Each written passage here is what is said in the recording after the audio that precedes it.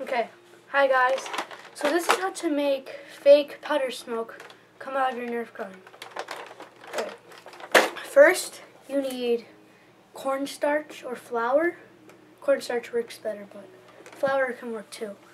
And then you gotta get your Nerf dart, stick it in here, like leave it in here like this for a little, and then get it full of cornstarch, and then pull it out.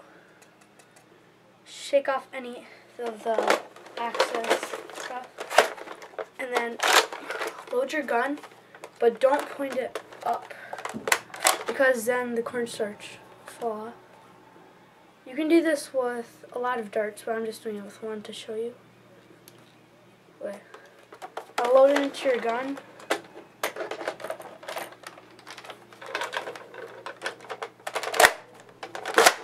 And it will look like this. Also, you can do this with, do the same thing again, and just load your pistol or whatever. It will work too.